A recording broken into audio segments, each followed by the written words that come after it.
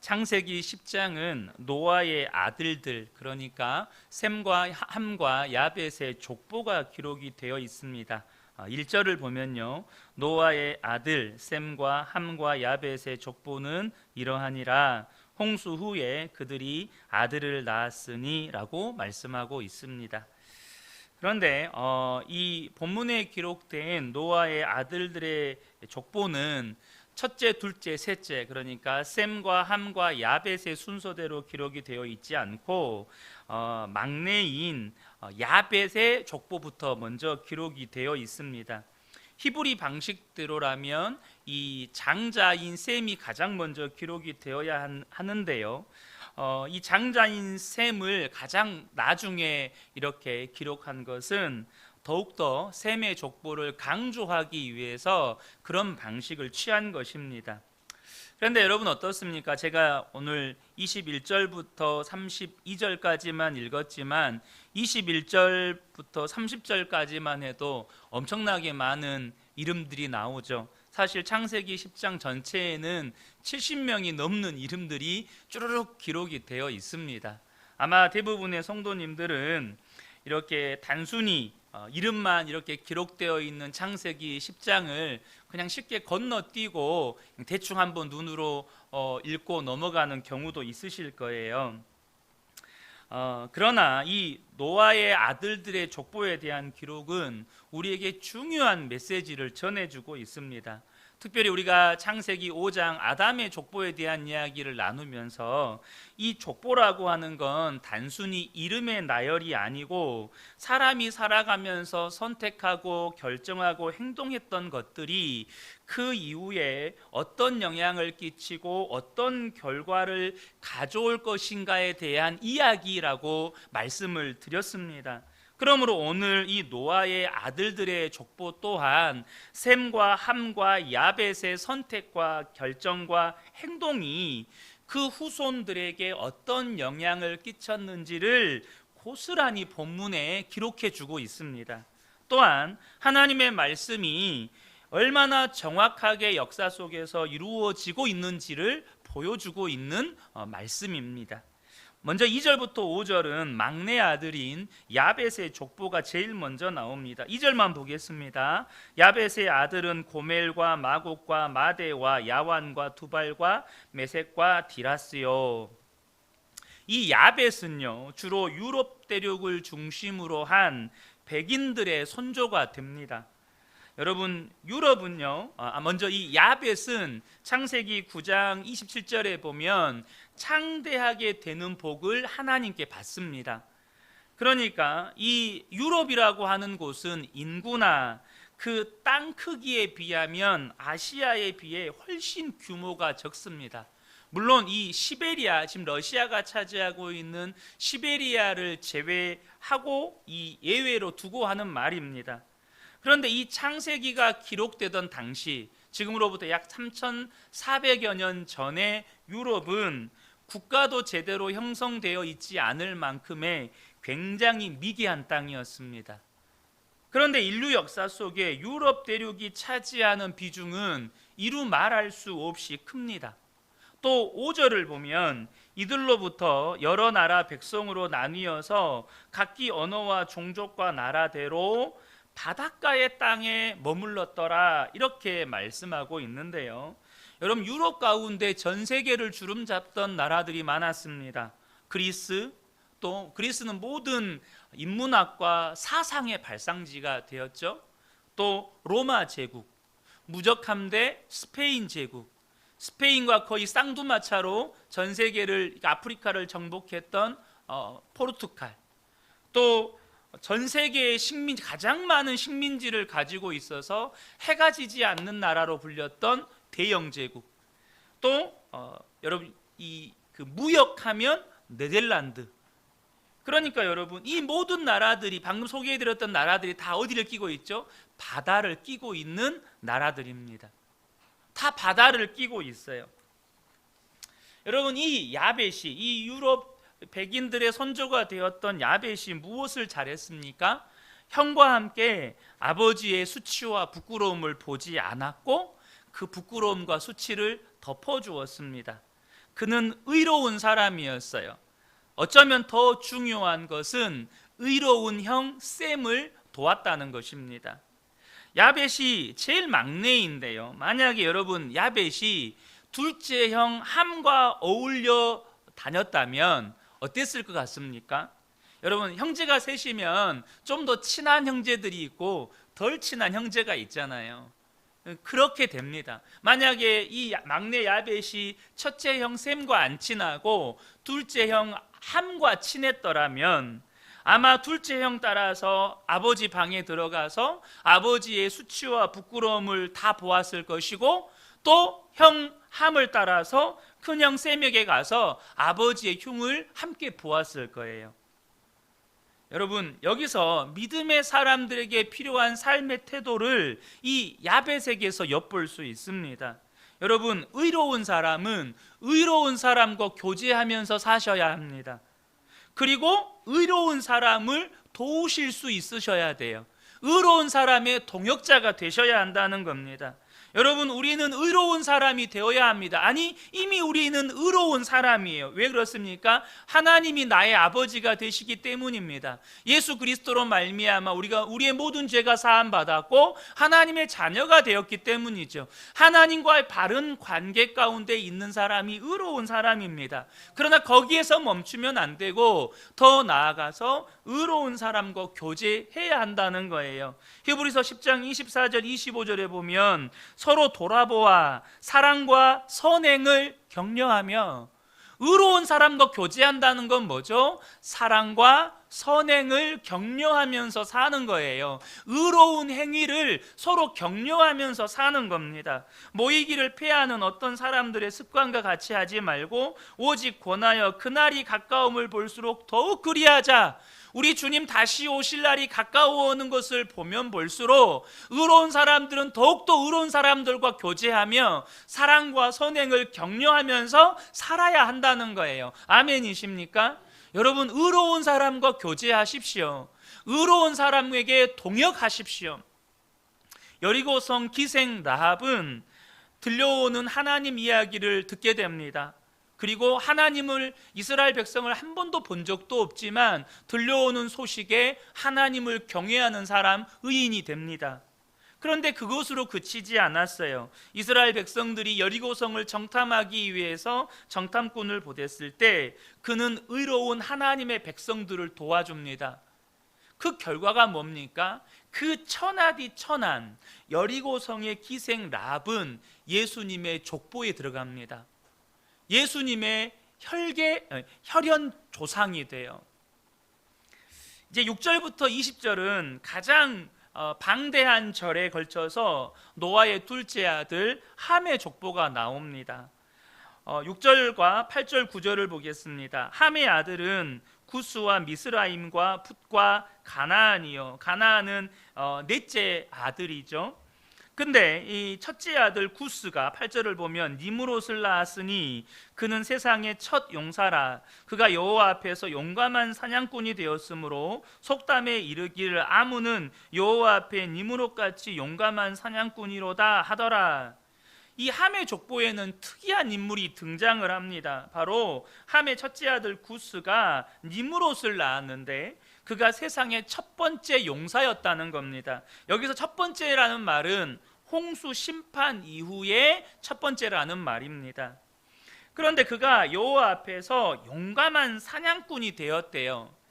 얼마나 용감한 사냥꾼이었으면 어느 마을에서 어느 도시에서 누가 조금만 용맹하면 저 사람은 니므롯같이 용감한 사냥꾼이다 라고 칭찬을 들을 정도로 용감한 사냥꾼의 대명사가 되었다는 거예요. 요즘 우리 아이들이 축구 좋아하잖아요. 근데 축구를 참 잘해요. 그럼 그 아이의 별명을 메시라고 붙여줘요. 그 아이의 별명을 호날두라고 붙여줘요. 그만큼 그 아이가 축구를 잘한다는 의미가 되는 거죠. 그러니까 이 니므롯은 용감한 사냥꾼의 대명사가 되었어요. 그런데 우리가 이 한글 번역으로만 보면 함의 후예 중에 정말 뛰어난 용사가 났구나 이렇게 생각하기 쉬운데, 이 니므롯이라는 말은 원어적으로 반역자라는 뜻을 가지고 있습니다. 그리고 이 용사로 번역된 말은 포악한 인간이란 뜻을 가지고 있어요. 그래서 시편 52편 1절에도 이 똑같은 단어가 나오는데 거기에는 포악한 자라고 번역이 되어 있습니다. 그래서 그리고 이 히브리어 성경을 헬라어로 번역한 70인 번역에 보면 이 구절에 여호와 앞에서라는 이 단어를 여호와를 대적해서라고 번역을 하고 있어요. 그러니까 이 여호와 앞에서 용감한 사냥꾼이라는 말을 원어적인 의미로 우리가 이해를 하면 하나님을 대적한 포악한 인간 사냥꾼, 이런 뜻입니다. 하나님을 떠나서 인간을 사륙했던, 인간을 사륙해서 그 용맹을 떨치고 이름을 떨친 인간 사냥꾼, 이 사람이 바로 니므롯이라는 거예요. 그러니까 함의 족보에서 하나님이 보실 때 인간 가운데 가장 포악한 인간, 가장 살인을 많이 한 인간이 이 함의 자손 중에서 나왔다는 거예요. 10절부터 12절을 보면 그의 나라는 시날 땅의 바벨과 에렉과 아갓과 갈레에서 시작되었으며 그가 그 땅에서 아수르로 나아가 니누에와 르호보딜과 갈라와 및 니누에와 갈라 사이에 레센을 건설하였으니 이는 큰 성읍이라. 하나님을 대적하고 반역한 이 니므롯이 여러 성읍을 건설을 했어요. 여기서 레센을 건설했다고 했는데 그게 뭐였다고요? 큰 성읍, 큰 도시였다는 거예요. 마치 하나님을 떠난 가인의 후손들이 연상이 됩니다. 또한 창세기 6장에 보면 하나님의 아들들이 사람의 딸들을 취해서 자손을 낳는데 그들을 뭐라고 불렀어요? 네피림, 고대 용사, 이렇게 불렀다고 성경은 말씀하고 있습니다. 이 네피림이란 원문의 뜻은 불한당이라는 뜻을 품고 있어요. 그러니까 지금 가인의 후손들, 그리고 또 창세기 6장에 나오는 네피림이나 고대 용사들은 다 사람을 죽이고 명성을 얻었던 자들이고 용사라고 칭함을 받았던 사람들입니다. 뭘 알 수 있죠? 함의 후손들은 하나님을 경외하는 데는 관심이 없고 오직 세상에서 자기의 이름을 높이고 부와 명성과 권력을 쌓기 위해 살았다는 거예요. 세상 사람들은 그들을 용사라고 말하고 용감한 사냥꾼이라고 말하고 그 사람 닮았다고, 니므롯 닮았다는 소리를 듣고 싶어 하지만 하나님이 볼 때는 그 사람들은 누구예요? 반역자고 포악한 인간 사냥꾼일 뿐이었다는 것입니다. 지금 함의 자손들은 가인의 후손들과 또 홍수 심판 이전에 하나님의 심판을 받을 수밖에 없었던 사람들의 삶을 답습하고 있다는 거예요. 여러분, 지금 여러분의 자녀는 야벳의 자녀로 기르고 있습니까? 아니면 함의 자손으로 기르고 있습니까? 이 함의 자손 중에 또 중요한 인물이 등장을 하는데요, 바로 블레셋입니다. 창세기 10장 13절 14절을 보면요, 미스라임은 루딤과 아나밈과 르하빔과 납두힘과 바드루심과 가슬루임과 갑도림을 낳았더라. 가슬루임에게서 누가 나왔어요? 블레셋이 나왔더라. 여러분, 블레셋이 누굽니까? 이 블레셋은 이스라엘 백성들과 역사적으로 대대로 대적 관계에 놓였던 민족입니다. 블레셋 하면 가장 여러분이 기억하는 인물이 누구죠? 다윗과 싸웠던 골리앗 장군. 끊임없이 역사 속에서 이 이스라엘과 대적했던 그 블레셋의 후손들이 지금 팔레스타인 사람들입니다. 이 블레셋을 영어로 쓰면 이 팔레스타인이 되거든요. 지금 여러분, 이 성경은 뭘 우리에게 말씀하고 있죠? 바로 노아의 자손이 노아의 자손의 원수가 되었다는 거예요. 함의 자식이 같은 핏줄을 이어받은 형제들 사이에서 원수 노릇을 했다는 것입니다. 15절부터 18절을 보겠습니다. 함의 넷째 아들의 또 후손들이 나옵니다. 가나안은 장자 시돈과 헷을 낳고 또 여부스 족속과 아모리 족속과 기르가스 족속과 히위 족속과 알가 족속과 신 족속과 아르와 족속과 스말 족속과 하맛 족속을 낳았더니 이후로 가나안 자손의 족속이 흩어져 나아갔더라. 자, 여러분, 이 가나안의 후손들을 보니까 어디서 많이 들어본 족속들의 이름들이 나열되고 있지 않습니까? 바로 여호수아가 가나안 정복 전쟁을 할 때 가나안 땅에서 정복하고 쫓아내었던 족속들의 이름입니다. 여러분, 함이 누굽니까? 노아와 함께, 우리가 지난번에 나누었던 것처럼 노아와 함께 그 아담에게 주셨던, 그리고 아버지 노아에게 주셨던 언약과 복을 계승했던 노아의 아들이었어요. 그런데 그런 노아의 아들 함의 자손들이 이제는 모두 다 정복의 대상으로 전락이 됩니다. 그리고 이들은 역사 속에서 철저하게 종의 종이 되는 비참한 삶을 살게 됩니다. 도대체 함이 무슨 잘못을 했습니까? 아버지의 수치와 부끄러움을 보았습니다. 여러분, 볼 수 있죠. 우리가 눈 감고 살 수 없잖아요. 그죠? 눈 감고 살 수 없으니 내 의도와 상관없이 누군가의 수치나 부끄러움이나 연약함을 볼 수 있어요. 그러나 그 이후에 함의 태도는 어떠했습니까? 그것을 덮어주지 않고 비난하려는 의도를 품고 다른 사람에게 가서 그것을 전파하고 폭로했다는 거예요. 특별히 함의 아들 가나안에 대해서 우리가 자세하게 나누지 않았지만 이 성경에 가나안과 함께 기록되어 있는 이 보다라고 하는 이 단어에는 9장에 있는 내용입니다. 이 아버지의 그 수치와 부끄러움을 보았다는 이 보다라는 단어가 그 원어상으로는 변태적인 행위를 뜻하는 의미를 담고 있어요. 그러니까 가나안이 먼저 할아버지의 수치가 드러나는 것을 보았는데 그걸 보고 변태적인 행위를 했다는 의미가 거기에 담겨져 있어요. 그러니까 이 함과 가나안은 철저하게 자신의 육신을 따라 욕망을 따라 행했다는 것입니다. 그 결과가 얼마나 그 자손들에게 끔찍하고 비참하게 나타나는지 이 족보에 고스란히 지금 나타나고 있는 거예요. 자, 이제 21절부터는 셈의 족보입니다. 21절을 보면 셈은 에벨 온 자손의 조상이요 야벳의 형이라 그에게도 자녀가 출생하였으니. 자, 이제 셈의 족보를 기록하는데요, 에벨이라는 이름이 가장 먼저 나옵니다. 여러분, 에벨이 누굴까요? 본문에 나옵니다. 22절과 24절을 보면 셈의 아들은 엘람과 아수르와 아르박삿과 룻과 아람이요, 이 아르박삿이라는 셋째 아들이 있습니다. 그리고 24절에 아르박삿은 셀라를 낳고 셀라는 에벨을 낳았으니.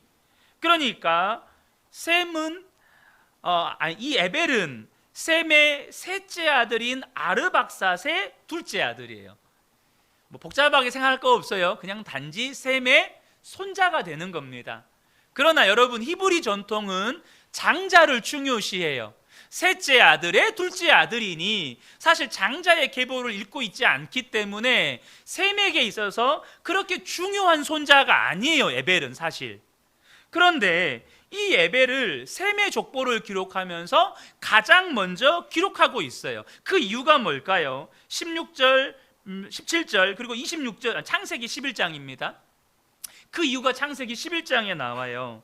에벨은 34세에 벨렉을 낳았고 벨렉을 낳은 후에 430년을 지내며 자녀를 낳았으며, 지금 여기에 창세기 11장 16절부터 에벨의 후손들이 쭉 기록이 됩니다. 근데 에벨의 후손들을 쭉 내려가 보니까 26절에 데라는 70세에 누구를 낳아요? 아브라함을 낳아요. 그러니까 에벨이 누구의 조상이에요? 아브라함의 조상이라는 거예요. 이 에벨이 아브라함의 조상이기 때문에 사실은 셈의 셋째 아들의 둘째 아들, 별로 의미도 없는 손자인데 셈의 후손을 기록할 때 에벨 온 자손의 조상이라고 거기에다가 에벨의 이름을 가장 먼저 기록을 하고 있습니다. 왜요? 에벨이 아브라함의 조상이기 때문이에요. 그런데 여러분, 이 이스라엘 사람들을 무슨 사람이라고 부르죠? 히브리 사람이라고 부르잖아요. 히브리 사람. 창세기 14장 13절에 그 히브리 사람이란 단어가 처음 등장하는데요, 도망한 자가 와서, 이거는 이 소돔과 고모라 전쟁에서 조카 롯이 잡혀간 다음에 이 아브라함에게 그 소식을 알려주는 이야기 대목입니다. 도망한 자가 와서 히브리 사람 아브라함에게 알리니, 이때에 아브라함이 어디 사람이라고 불렸어요? 히브리 사람이라고 불렸다는 거예요. 히브리 족속이다, 이렇게 불렸다는 거예요. 여러분, 아브라함을 히브리 사람이라고 불렀는데, 이 셈의 손자 에벨, 우리는 에벨이라고 적지만 발음은 에베르입니다. 에베르. 뭔가 발음이 비슷하죠? 에베르, 히브리.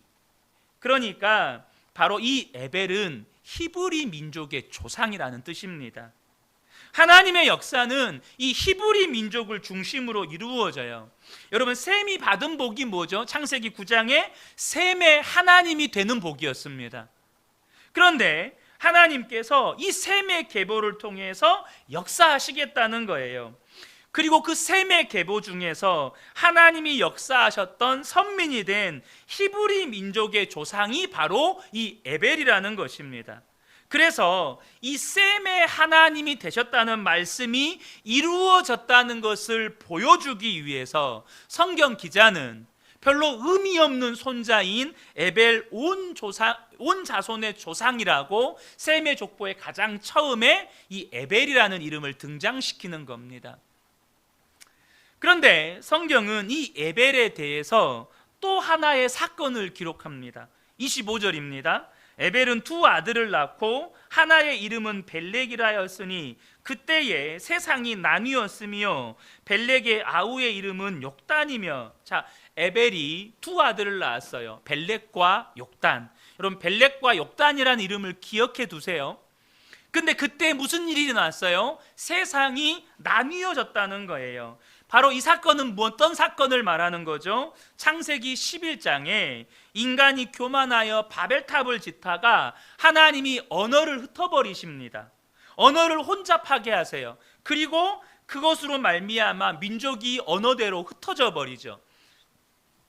바로 이 사건을 말하고 있는 겁니다. 하나님이 타락한 인간들의 언어를 흩으셔서 민족을 흩으셨는데도 불구하고 셈의 하나님, 여전히 히브리 민족을 중심으로 당신의 역사를 이루어 가시는 이 섭리는 변함없이 이루어져 가고 있는 거예요. 그래서 여러분, 이 족보가 계속되면 누가 오시죠? 예수 그리스도가 오시는 거예요. 그런데 우리 대한민국 사람들, 바로 우리가 반드시 기억해야 할 이름이 그 에벨의 두 아들 중에 욕단이라는 이름입니다. 이 욕단이라는 이름 기억하시고, 자, 여러분, 셈이 이런 복을 받은 건 셈이 뭘 잘했습니까? 아버지의 수치와 부끄러움을 보지 않았어요. 듣기는 했어요. 함을 통해서 아버지의 수치와 부끄러움을 들었어요. 그러나 그것을 확인하지 않았어요. 그것을 가서 아버지가 진짜 그랬는지, 정말로 그런 부끄러움과 수치를 드러냈는지 가서 확인하지 않았어요. 도리어 어떻게 했죠? 아버지의 수치와 부끄러움을 보지 않고 덮어줍니다. 그리고 동생 야벳까지도 의로운 길로 이끌어줘요. 하나님이 그런 셈에게 복을 주셨는데 시간과 공간을 뛰어넘어서 그의 계보를 통해서 셈의 하나님이 되신다는 약속을 지금 성취하고 있는 것입니다. 자, 이렇게 온 땅에 족속들이 노아의 아들들, 그러니까 셈과 함과 야벳을 통해서 온 땅의 족속들, 나라와 민족들이 이렇게 출생하게 되고 나뉘게 됩니다. 32절의 말씀이에요. 이들은 그 백성들의 족보에 따르면 노아 자손의 족속들이요, 홍수 후에 이들에게서 그 땅의 백성들이 나뉘었더라. 이 세상에, 이 땅에 존재하는 모든 민족과 족속과 나라들이 셈과 함과 야벳을 통해서 나왔다는 거예요. 자, 그러면 우리 대한민국, 대한민국에 사는 우리는 이 족보 어디에 속해 있죠? 여러분, 우리는 이 족보 어디에 속해 있나요? 제가 아까 누구의 이름을 기억하라고 말씀드렸죠? 에벨의 두 아들 벨렉과 욕단, 이 두 이름을 기억하라고 말씀을 드렸죠. 근데 이 벨렉은 아브라함의 조상이 됩니다. 그러니까 지금의 유대인의 조상이 돼요. 그러니까 첫째 아들 이 벨렉의 계보가 창세기 11장에 이제 기록이 돼요. 에벨의 두 아들들 중에 장자의 계보가 아브라함까지 창세기 11장에 기록이 됩니다. 그러면 여러분 보세요. 성경은 보통 장자 계승 원칙을 따라서 장자의 계보를 기록했으면 다른 계보는 거의 기록하지 않아요. 그런데 에벨은 두 아들을 낳았는데, 벨렉과 욕단이라는 두 아들을 낳았는데, 이 벨렉의 계보는 11장에다가 기록해 놓고 또 욕단의 계보도 창세기 10장에다가 또 기록을 해 놓습니다. 26절부터 보겠습니다. 26절부터 30절인데, 욕단은 알모닥과 셀렙과 하살마엣과 예라와 하도람과 우살과 디글라와 오발과 아비마엘과 스바와 오빌과 하일라와 요밥을 낳았으니 이들은 다 욕단의 아들이며 그들이 거주하는 것은 메사에서부터 스발로 가는 길의 동쪽 산이었더라. 욕단의 계보가 기록이 되고 있죠. 그런데 이 욕단의 후손들이 거주하는 곳이 30절에 보면 메사에서부터 스발로 가는 길의 동쪽 산이었다라고 말씀하고 있습니다. 여러분, 이 메사는 메소포타미아 지역을 말하는 것입니다. 그리고 이 스발은 우리가 여러분이 들어보셨을 거예요. 시베리아, 이 시베리아의 어근이 됩니다. 이 시베리아라는 단어가 언제부터 시베리아라고 쓰여졌는지 아무도 몰라요. 역사학자들도 몰라요. 그러니까 고대로부터 거기를 시베리아라고 불렸어요. 그리고 성경에는 그 어근이 되는, 어원이 되는 스발이라고 하는 단어가 기록이 되어 있죠. 어떤 분들은 이 대목을 통해서 우리가 셈의 후손 가운데서도 욕단의 후손일 것이라고 주장하는 분들이 참 많습니다. 그런데 여러분, 우리가 셈의 후손들이라고 하는 근거가 있습니까? 좀 이것을 우리가 좀 찾아보고 함께 좀 나누었으면 좋겠습니다. 우리는 오랜 시간 한자 문화권에서 살았습니다.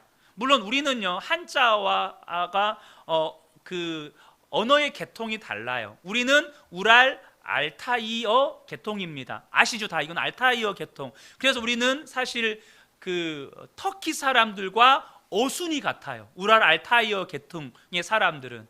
그래서 나는 학교에 간다. 그러니까 주어, 목적어, 서술어 이런 어순으로 구성이 되어 있죠. 터키어가 그렇습니다. 사실 중국어는 같은 계열의 언어는 아니에요. 근데 이 한자 문명을 연구한 분들이 계시는데 C.H. 칸과 S.L.R. 넬슨이라는 분이 쓰신 The Discovery of Genesis라는 책이 있습니다. 우리말로 창세기의 발견이라는 책이에요. 부제가 한자 속에 숨겨져 있는 창세기의 진실이 어떻게 드러나는가입니다. 이 책에는 우리가 사용했던, 지금도 사용하고 있는 한자가 창세기를 담고 있다는 것을 설명하고 있습니다. 몇 가지 제가 조사해서 여러분들 이걸 가져왔는데요. 한번 보여주세요. 이 첫 번째 한문은 만들 조자입니다. 이것을 분해하는 것을 파자라고 하는데요. 한문을 이 파자에 보면 흑토와 입구와 삐칠 별 그리고 갈 착자로 구성이 되어 있습니다. 한문에서 입구는 사람을 뜻합니다. 그럼 이게 어떤 의미가 되죠? 하나님께서 흙으로 사람을 만드셨어요. 근데 이 삐칠 별은 뭐냐면 붓글씨로 이렇게 획을 딱 그을 때 이때 이것을 삐치다라는 뜻을 의미합니다. 그런데 하나님께서 획을 하나 딱 그으셨어요. 흙을 만들어 놓고 획을 하나 그으셨어요. 그게 뭐죠? 코에다가 생기를 후 하고 불어 넣으셨어요. 그러니까 무슨 일이 일어났어요? 사람이 걸어갔어요. 흙으로 사람을 만드시고 그 코에 생기를 불어넣으시니까 사람이 걸어다니기 시작했어요. 다음 글자를 보면 금알 금자입니다. 근데 이 금알 금자도 파자를 해보면 숲을 님자와 보일 시자로 구성이 되어 있어요. 여러분, 숲과 보다라는 뜻과 금하다라는 뜻이 무슨 관계가 있어요? 한번 생각해 보세요. 숲과 보다, 이걸 금한다, 이게 무슨 의미가 있죠? 사실 아무 상관이 없어요. 그런데 아담과 하와가 하나님께서 따먹지 말라고 하던 선악과를 따먹고 어디에 숨었죠? 성경에 보면 나무 사이에 숨었다라고 기록하고 있습니다. 나무 사이에 숨어있던 아담과 하와가 아담아 네가 어디 있느냐라고 부르시니 그때 하나님 앞에 딱 나옵니다. 그때 보이게 돼요. 뭘 말하는 거죠? 죄 짓고 숨는 짓 하지 말라는 거예요. 죄 짓고 숨는 짓 하지 말라, 이게 금알 금자라는 뜻입니다. 또 다음 보겠습니다. 배 선자입니다. 우리가 나누고 있는 지금 노아에 관련된 이야기인데요, 이 배 선자는 8팔자와 입구자와 배 주자로 구성이 되어 있어요. 자, 입구자는 뭘 의미한다 그랬죠? 사람. 근데 이 배 선자가 어떤 뜻을 가지고 있어요? 8명의 사람이 탄 배. 배는 배인데 8명의 사람이 배에 탔어요. 8명 누구죠? 노아와 그의 가족들의 숫자가 8명이에요. 여러분, 여기다가 8팔자 말고 석 3자나 5 5자 붙여놔도 괜찮잖아요. 여러분, 언어라고 하는, 문자라고 하는 건 약속한 글자이기 때문에 우리가 석 3자를 넣어도 아무 상관이 없어요. 근데 왜 굳이 8팔자를 여기다가 넣냐는 거예요. 다음 글자입니다. 굴혈자입니다. 이 굴혈자는 집면과 8팔자로 구성이 되어 있어요. 이 집면은 여러분 움집, 굴을 파서 만든 집을 의미해요. 그런데 이 동굴을 의미하는 이 단어에다가 또 8팔자를 붙였어요. 동굴 안에 몇 명의 사람이 있다고요? 8명의 사람이 있다는 거예요. 왜 굳이 3이나 5를 안 갖다 붙이고 8명을 갖다 붙였을까요? 노아가 방주에서 나와서 이제 당장 먹고 자야 되잖아요. 근데 언제 나무 베어다가 집을 지어요? 그러니까 당장 몸을 데피고 누울 수 있는 어디로 들어가는 거예요? 굴 속으로 들어가는 거예요. 자, 마지막 글자인데요, 마지막 글자는 오를 의자입니다. 이 오를 의자는 우리가 의로울 의자라고도 표현하죠. 나 아자와 양자가 합쳐진 글자예요. 전혀 상관없는 글자죠. 나 아자와 양자. 나와 음매하는 이 양이 합쳐지면 의로운 의자가 돼요. 옳을 의자가 돼요.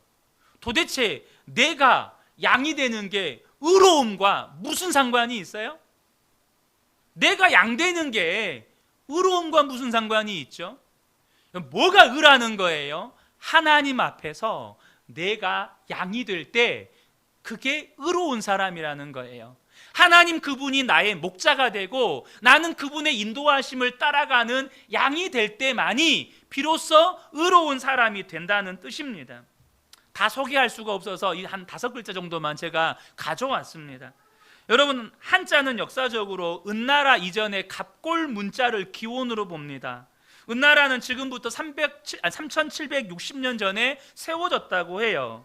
그러니까 이 갑골 문자는요, 상형 문자거든요. 상형 문자가 뭐죠? 어떤 뭔가를 보고 그 형상을 따라서 의미를 부여해서 만든 글자라는 거예요. 뭔가를 보고 그것의 의미를 담은 문자라는 거죠. 나무를 보고 나무 목자를 만들듯이 이렇게 만든 글자라는 거예요. 그러면 여러분, 이 한문은 이 갑골 문자에서 이 한문으로 이렇게 이제 변천이 되지 않습니까?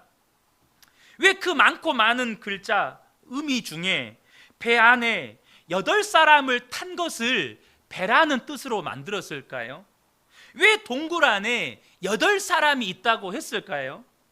왜 의라고 하는 것을 내가 양이 되는 것, 음매하는 양이 되는 것을 의라고 했을까요? 칸과 넬슨은 약 4,000년 전에 갑골 문자를 만들던 사람들이 하나님의 창조와 노아의 방주 사건을 알고 있었기 때문에 이 글자를 이렇게 만들었을 것이다라고 주장하고 있는 거예요. 이런 편린들을 통해서 우리가 알게 되는 건 뭐냐면 우리가 결코 성경과 무관한 존재가 아니라 우리의 조상들을 거슬러 올라가면 우리는 다 창세기 10장에서 만나게 되어 있다는 거예요. 저는 종종 우리 아이들에게 이순신은 구원받습니까? 못 받습니까? 세종대왕은 구원받습니까? 못 받습니까? 얼마나 훌륭하고 위대한 일을 했는데 그런 분들 구원받지 못한다 그러면 하나님 너무 나쁜 하나님 아닙니까? 여러분도 그런 생각 가지고 계시는 분 계시죠? 그런데 여러분 잘 기억하셔야 돼요. 하나님이 나쁜 하나님이십니까? 뭘 말하는 거죠? 우리의 조상은 창세기 10장으로 거슬러 올라갑니다. 그러면 우리의 조상들은 누구를 섬겼다는 거예요? 하나님을 섬겼다는 겁니다. 그런데 역사의 흐름 속에서 우리 민족이 어느 순간 어느 시점부터 무슨 일이 일어났어요? 하나님을 떠나는 사건이 발생한 거예요. 어느 시점부터인가 그 하나님을 잊어버리고 그 하나님을 기억하지 않고 세상을 따라서 세상에서 이 가인의 후손들과 같이 혹은 함의 후손들과 같이 그렇게 세상에서 용맹한 용사가 되기 위해서 부와 권력과 명성을 쌓기 위해서 살기 시작했다는 거예요. 그런데 그런 우리를, 하나님을 떠난 우리를 하나님은 포기하지 않으시고 이 땅에 130년, 140여 년 전에 이 땅에 다시 복음을 허락해 주십니다. 하나님이 좋으신 하나님이십니까? 나쁜 하나님이십니까? 하나님은 좋으신 하나님이십니다. 우리는 하나님을 떠나도 하나님은 우리를 결코 잊지 않으시고 포기하지 않으신다는 거예요. 그러므로 이 족보는 우리와 상관없는 이스라엘 민족들의 족보만이 아니라 바로 우리의 족보라는 사실을 우리가 믿음으로 받아들이게 되는 것입니다. 여러분 창세기 10장은요 우리의 족보예요. 우리 조상들의 족보라는 말입니다. 저는 이 족보를 통해서 오늘 세 가지 결론으로 말씀을 마치고자 합니다. 첫 번째는 뭐냐면 우리는 본래 하나이기 때문에 한 사람이라도 더 많은 사람과 화평을 이루는 것이 하나님의 뜻을 이루는 길이라는 거예요. 히브리서 12장 14절에 모든 사람과 더불어 화평함과 거룩함을 따르라. 이것이 없이는 아무도 주를 보지 못하리라.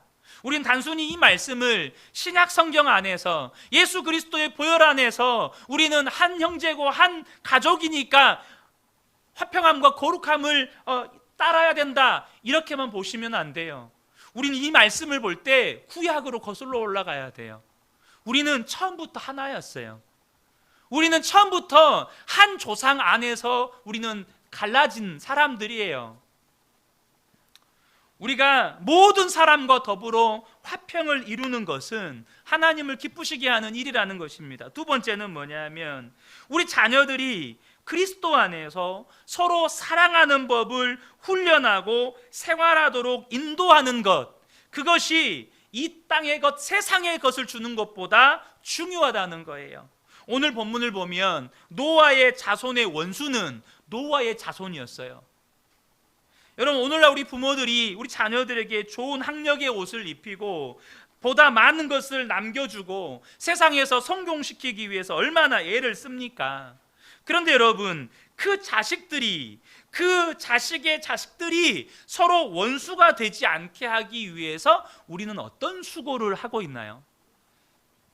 자녀들에게 좋은 것 물려주기 위해서 수고하고 애쓰는데 그들이 서로가 서로에게 원수가 되지 않게 하기 위해서 어떤 수고를 하고 있느냐는 거예요.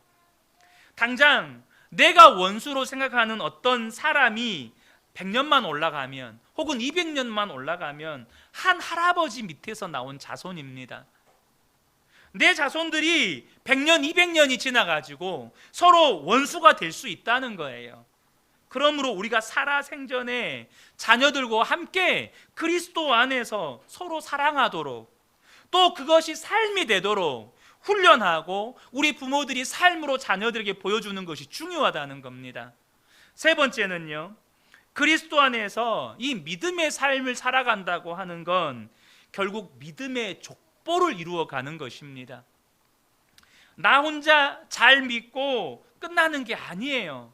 우리가 지난 시간에 나왔죠. 말씀 나눴었죠. 이 시대의 성도들 안에서 일어나는 정말로 불행한 일, 그게 신앙의 단절이라고. 나 혼자 잘 믿고 끝나면 안 되고, 나의 믿음을 자녀들이 계승하고 또 나의 손자들이 계승하고, 그래서 믿음의 족보를 이루어가는 것이 우리가 할 일이라는 겁니다.